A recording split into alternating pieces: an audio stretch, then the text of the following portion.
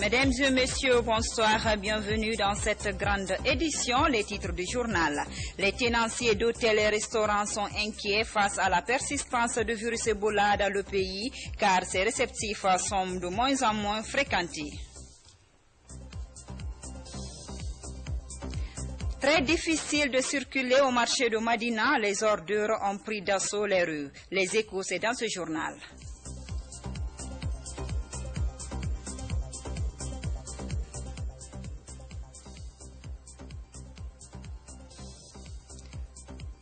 En Zérékoré, les travaux de réhabilitation de deux pistes rurales de Yalézou et de Bounouma viennent d'être lancés. Les détails, c'est dans cette édition avec notre correspondant dans la région. Une fois encore, bonsoir. Les conséquences de la présence du virus Ebola se sentent dans le milieu touristique, dans les hôtels et restaurants de la capitale. La clientèle se fait de plus en plus rare. Notre rédaction s'est intéressée à la question. Suivez ce reportage.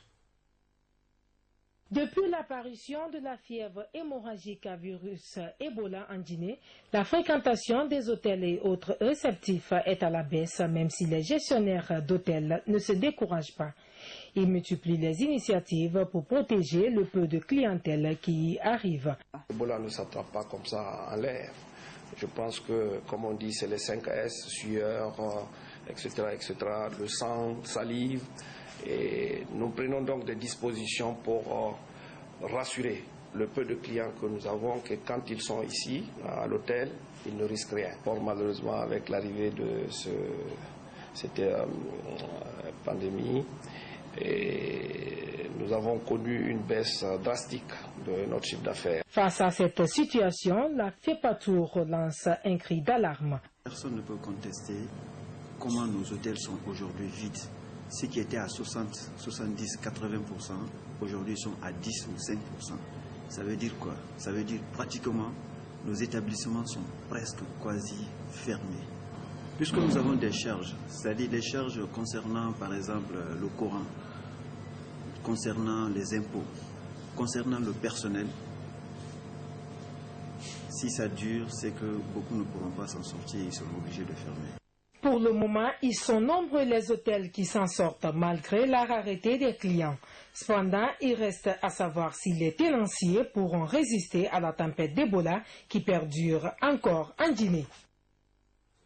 Malgré les campagnes de sensibilisation sur les méthodes de transmission du virus Ebola au port de pêche de Boulbiné, les habitudes ne changent pas. L'endroit est confronté à un sérieux problème d'insalubrité. Le constat de notre reporter Amadou Touré. Pendant que le virus Ebola est en train d'endeuiller plusieurs familles en Guinée, beaucoup de nos habitudes ne changent toujours pas. C'est le cas du traitement des poissons ici au port de pêche de Boulbiné. Sans aucune mesure particulière, ces darés sont exposés à même le sol avec tout le risque que cela peut comporter. À l'image de ce canal qui déverse des eaux souillées sur l'espace de fumage de poissons, le port est confronté à un réel manque d'hygiène. Le gouvernement n'a qu'à nous aider à trouver le tuyau de canalisation. Ceux qui ont réparé nos tuyaux cette fois-ci n'ont pas bien fait. En plus, on n'a pas de kit de lavage de mains. Au-delà de l'insalubrité, les pêches artisanales font face à de sérieux problèmes dans l'exercice de leur activité, comme ces fumeuses. Quand il pleut, l'eau rentre et occupe nos locaux. On n'a pas de fonds de commerce aussi.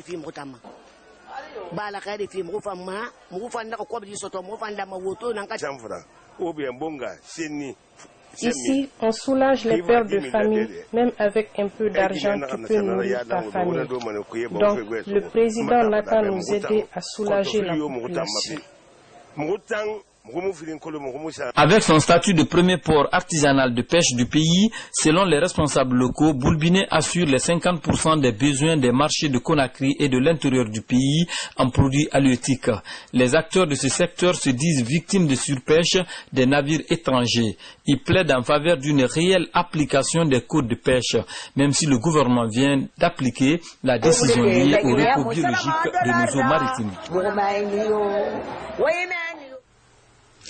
Les entreprises de la place continuent d'apporter leur soutien au gouvernement dans le cadre de la lutte contre Ebola. Guinémar Grandioso, une entreprise de construction, vient d'offrir 200 millions de francs guinéens à la coordination des opérateurs économiques. Yaya Silla pour les détails. Les travaux du grand chantier de construction de la cité moderne de Conakry se poursuivent à un rythme accéléré. L'objectif est de respecter le délai de livraison prévu au mois de décembre prochain. Dans notre chantier, il n'y a aucun problème. Nous formons une famille ici. Tout le monde est contrôlé à partir du portail. Et quand quelqu'un a un problème de santé, on te demande d'aller immédiatement à l'hôpital. La détermination de l'entreprise Guinémar Grandioso est ferme pour achever les travaux. Pour éviter que l'épidémie ne perturbe cet élan, la direction générale de Guinémar Grandioso participe à l'effort de lutte. Elle a remis ce lundi un chèque de 200 millions de francs guinéens de lutte contre Ebola. Que ce soit riche ou pauvre, si tu peux donner même 1000 francs comme contribution, c'est bon, parce que les gens qui sont malades, et ils ne payent pas pour être malades. Nous, qui sommes un peu de moins, il faut qu'on va être à leur côté. Les opérateurs économiques, par ma voix, et l'ensemble des membres de notre commission le félicitent, l'encouragent et le remercient. Ce geste n'est pas une première pour cette entreprise de construction. Elle a déjà offert un autre chèque de $50,000 et un important lot de matériel d'une valeur de $20,000 au mois de mai dernier.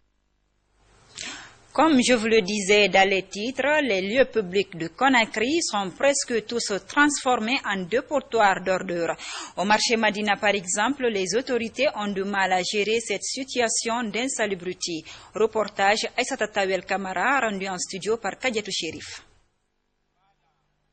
Le problème d'insalubrité a pris de l'ampleur dans les différents marchés de la capitale.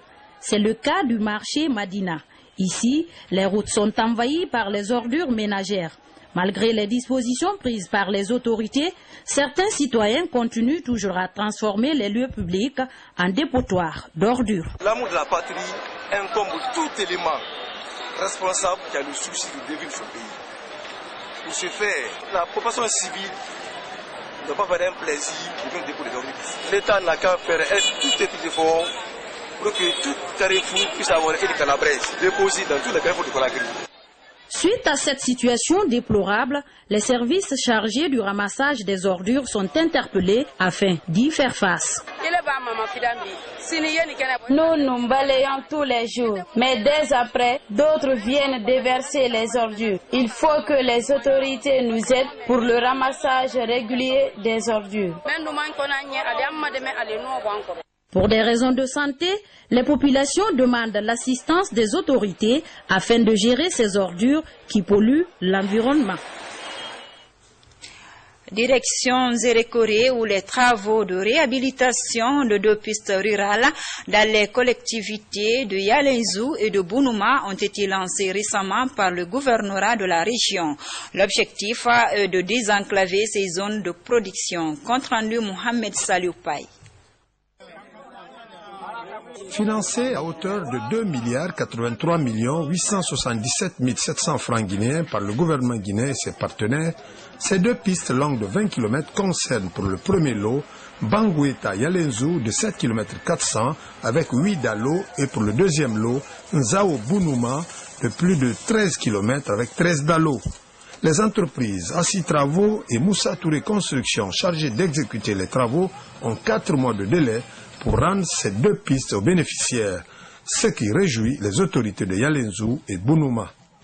les populations libériennes bénéficiaires de ces investissements me charge de vous remercier et à travers vous de remercier très vivement le président professeur Alpha Condé et son gouvernement qui n'ont rien ménagé la réalisation de ces travaux de désenclavement qui étaient hier un rêve soit aujourd'hui une réalité.